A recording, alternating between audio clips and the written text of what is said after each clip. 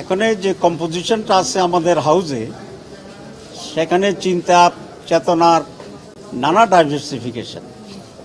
সেই জন্যে সকলে মিলে শতভাগ একমত হয়ে কোনো সিদ্ধান্ত নেওয়াটা আসলে এক ধরনের প্রায় অসম্ভব টাইপের জটিলতা আছে। তো এই দিকটা কিভাবে মিনিমাইজ করা যায় একটা উপায় বের করার জন্য আমরা চেষ্টা করছি। এটা হচ্ছে একটি মৌলিক কথা। নাম্বার 2, যেটা আজকে আলোচনা হয়েছে, প্রথম যে আলোচনা ছিল সেটা হচ্ছে আমাদের কতগুলো সাংবিধানিক কমিটি যেগুলো আছে সেই সব ব্যাপারে একটি অ্যাপয়েন্টমেন্ট অথরিটি তৈরি করার ব্যাপারে, যেটাকে আগে ন্যাশনাল কনস্টিটিউশন কাউন্সিল বলা হয়েছিল, সেটা একটু নাম পরিবর্তন করে সাংবিধানিক এবং সংবিধিবদ্ধ সংস্থায় নিয়োগ কমিটি হিসাবে এটাকে করা হয়েছে। এটা কারণ ছিল এনসিসির ব্যাপারে ব্যাখ্যায় কারো কারো একটি বিভ্রান্তি ছিল যে এটা সরকারের চেয়ে হায়ার বডি কিনা, আসলে তেমন কিছু না। এক্ষেত্রে আমরা বলেছি যে একটা স্থায়ী সাংবিধানিক কমিটি থাকা অত্যন্ত জরুরি।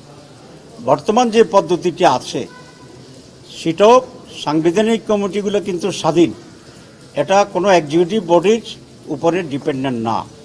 যেমন নির্বাচন কমিশন গঠন করা, তারপরে আমাদের দুর্নীতি দমন কমিশন গঠন করা, পাবলিক অ্যাকাউন্টস কমিশন গঠন করা, ইত্যাদি ইত্যাদি, মোট 5-6টা। আগে যেভাবে হতো সেটা হচ্ছে প্রত্যেকটা কমিটি নিয়োগের আগে একটা সার্চ কমিটি করা হতো। সার্চ কমিটি প্রস্তাবনা তৈরি করত এবং সেই প্রস্তাবনার ভিত্তিতে প্রেসিডেন্ট এটাকে নিয়োগ দিত। তো এটা বলার জন্য ব্যাখ্যাটা এই যে এই সমস্ত কমিটি কখনোই প্রধানমন্ত্রীর অধীন ছিল না এবং এক্সিকিউটিভের সাথে এটা কোনো রিলেশন না, এটি ইন্ডিপেন্ডেন্টলি কাজ করেছিল। কেউ কেউ এটাকে ভুল বুঝে এটা বলতে চাচ্ছিলেন যে এরকম একটা কমিটি থাকলে প্রধানমন্ত্রীর হাত পা বেঁধে দেওয়া হবে। আসলে এর সাথে প্রধানমন্ত্রীর হাতও জড়িত নাই, পাও জড়িত নাই, তার আগে ইন্ডিপেন্ডেন্ট ছিল। আগে ছিল প্রত্যেকটা আলাদা আলাদাভাবে সার্চ কমিটি হবে এবং বিভিন্ন সময় বিভিন্ন ব্যক্তি সার্চ কমিটির সদস্য হবে এবং এতে করে প্রধানমন্ত্রীর হস্তক্ষেপ করার সুযোগটা ছিল বেশি। আমরা অতীতেও দেখেছি সার্চ কমিটি হইতো, প্রধানমন্ত্রী থেকে একটা গোপনে লিস্ট পাঠিয়ে দেওয়া হতো। এটা রোধ করা খুব জরুরি। এই জন্য আমরা বলেছি যে একটা উচ্চ পাওয়ার বিশিষ্ট স্থায়ী কমিটি, কনস্টিটিউশন কমিটি থাকবে, যেখানে প্রধানমন্ত্রীর হস্তক্ষেপের উপরে হস্তক্ষেপ হবে, যাতে প্রধানমন্ত্রী বা অন্য কোনো এক্সিকিউটিভ হস্তক্ষেপ করতে না পারে। এখানে প্রধানমন্ত্রীর ক্ষমতার সংকুচিত বা পরিবর্তনের কোনো ইস্যু নেই, কারণ এটা আগেও ইন্ডিপেন্ডেন্ট ছিল and it was never under the prime minister or executive. 3 দিন ধরে এই আলোচনাটাই চলছে, কিন্তু কেন এই ঐক্যমত হইতে পারা যায় না? আপনি প্রথম বলছেন যে আসলে ঐক্যমত বলতে হ্যাঁ, আপনার জবাব দেব। তো সেই জন্য এই কনসেপ্টটা ক্লিয়ার হওয়া দরকার যে এই ধরনের একটি বডি, কনস্টিটিউশন বডি গঠনের মাধ্যমে প্রধানমন্ত্রীর ক্ষমতার হস্তক্ষেপের কোনো সুযোগ নেই, আগেও ছিল না। এটাকে এনশিওর করার জন্য এটা করা হচ্ছে।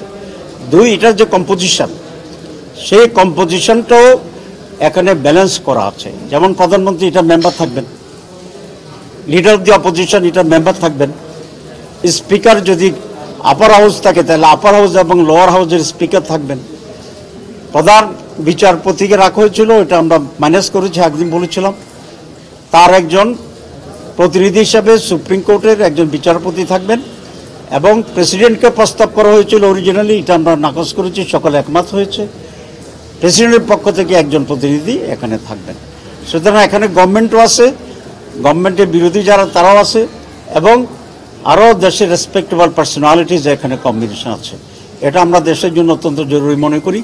দেখেন, এখনও আমরা বলি যে আওয়ামী লীগের ভূতেরা সচিবালয়ে এখনও সচিব রয়ে গেছে, তাহলে ভূতের আসর তো হয়েছে।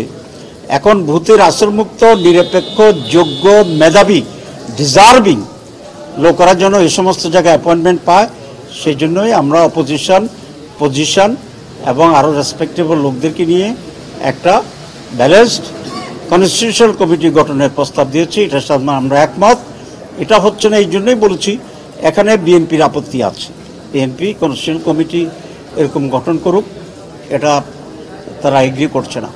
তো অধিকাংশ, মোর দেন 2/3 এটার সাথে এগ্রিমেন্ট করা হয়েছে। তো আমরা এই জন্য আজকেও কনক্লুশন হয়নি, কিছু আবার রিফর্ম করা হয়েছে, একটু পরিবর্তন করা হয়েছে, করার পরে আরও কাছাকাছি আসা যায় কিনা, কারণ এগুলো অত্যন্ত গুরুত্বপূর্ণ এবং যত বেশি ক্লোজার হওয়া যায়, একমত হওয়া যায়, তাতে কল্যাণ বেশি।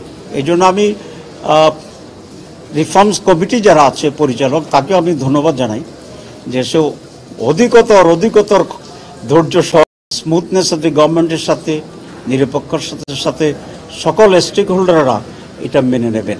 কারণ না হলে আবার আমরা স্বৈরাচারের দিকে যেতে পারি, আবার সেই রাজনৈতিক দুর্বৃত্তায়ন যেটা, ক্ষমতার যেটা, সেটা আমরা যেতে পারি। আমি মনে করি এরকম সংস্কারবিহীন একটি নির্বাচনের যদি আমরা এগিয়ে যাই, সেই নির্বাচন দেশের পরিবর্তন আনবে না, আবার ব্যাক টু দি প্যাভিলিয়ন হয়ে যাবে।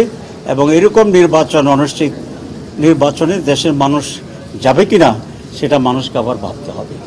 তো এটা হচ্ছে আর যেটা আপার কক্ষ, আমি আরেকদিনে বলেছিলাম, আমরা ইন প্রিন্সিপাল বাইক্যামেরাল পার্লামেন্টের সাথে ব্যাপারে আমরা একমত আছি। উপর কক্ষ যেটা আছে সেটা যেন একটু এক্সপান্ডেড হয়, শুধু এমপিদের ভোটে যেন না হয়ে যায়, তাহলে তো একই দলের একই রিফ্লেকশন হবে। সেই জন্য আমরা বলেছি এখানে জনগণের ভোটে রিফ্লেকশন থাকতে হবে, সেই হিসাবে প্রফেশনালিটিটা হবে, পিআর যেটা আমরা বলেছিলাম।